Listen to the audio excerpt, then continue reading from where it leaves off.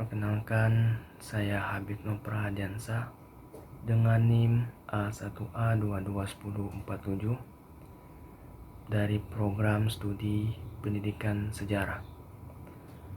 Dengan ini maksud saya membuat video yaitu untuk memenuhi tugas dari mata kuliah psikologi pendidikan. Yang terhormat dosen pengampu mata kuliah psikologi pendidikan Ibu Lisa Rukmana MPD.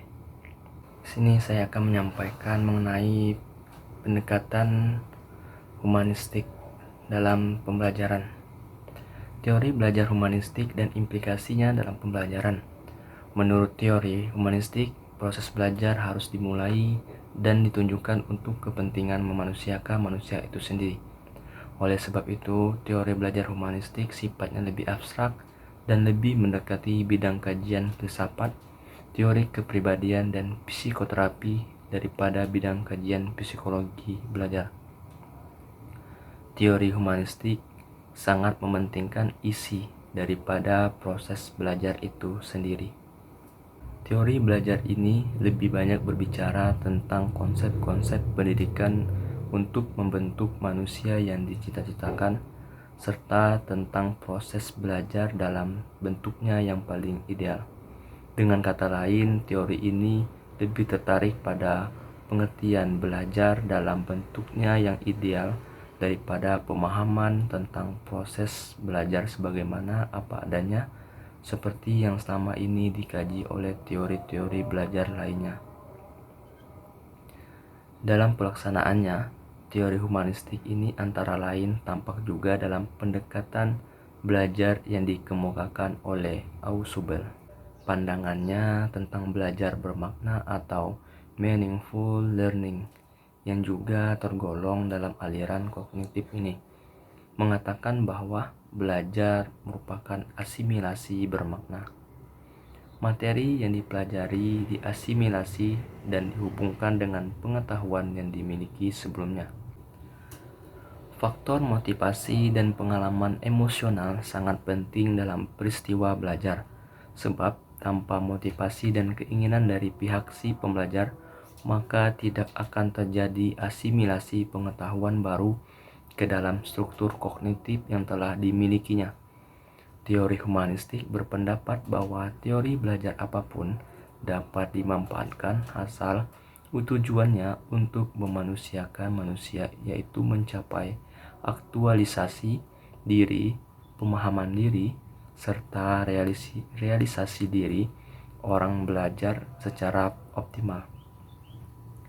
Pemahaman belajar yang diidealkan menjadi teori humanistik dapat dimanfaatkan teori belajar apapun, asal tujuannya untuk memanusiakan manusia. Hal ini menjadikan teori humanistik sangat efektif. Tidak dapat disangka lagi bahwa setiap pendirian atau pendekatan belajar tertentu akan ada kebaikan dan akan ada pula kelemahannya. Dalam arti ini, elektisisme bukan lagi suatu sistem membiarkan unsur-unsur tersebut dalam keadaan sebagaimana apa adanya atau aslinya. Teori humanistik akan memanfaatkan teori-teori apapun asal tujuannya tercapai, yaitu memanusiakan manusia.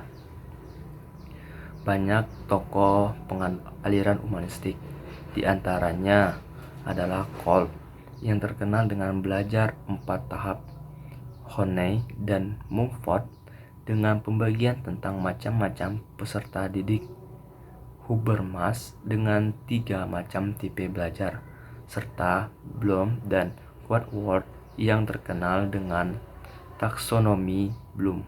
Pandangan Benjamin Samuel Bloom dan David Quadworth terhadap belajar. Bloom dan Quadworth menekankan perhatiannya pada apa yang masih diskusi, apa yang masih dikuasai individu sebagai tujuan belajar setelah melalui proses peristiwa belajar. Nah, tujuan belajar yang dikemukakannya dirangkum ada 3 kawasan, yang bisa disebut taksonomi Bloom.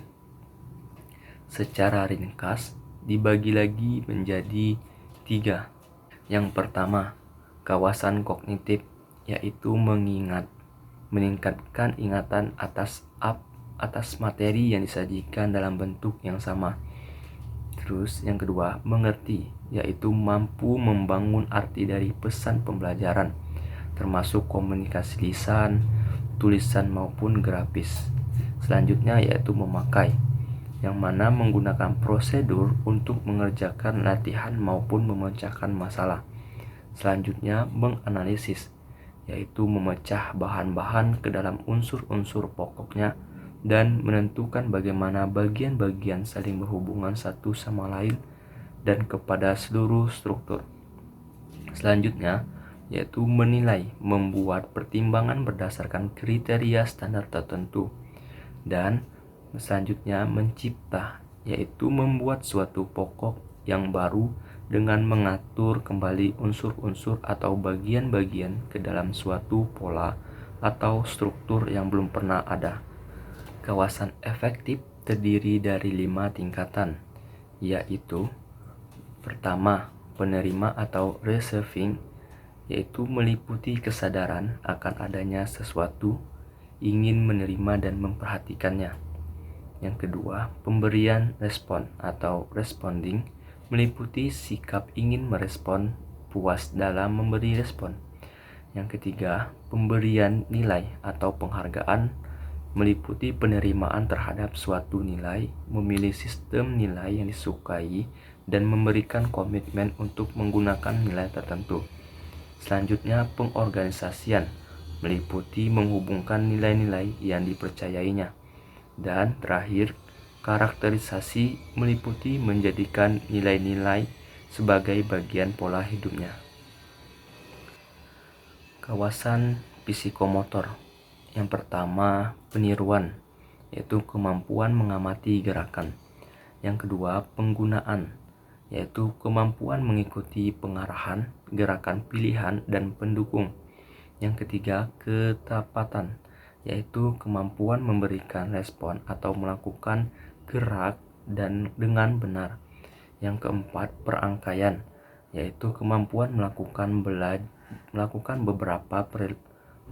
beberapa gerakan sekaligus dengan benar. Dan terakhir, naturalisasi, yaitu melakukan gerakan secara rutin dengan menggunakan energi fisik dan psikis yang minimal. Implikasi teori belajar humanistik dalam kegiatan pembelajaran. Teori humanistik sering dikritik karena suka diterapkan dalam konteks yang lebih praktis. Teori ini dianggap lebih dekat dengan bidang filsafat, teori kepribadian, dan psikoterapi daripada bidang pendidikan, sehingga sukar menerjemahkannya ke dalam langkah-langkah yang lebih konkret dan praktis.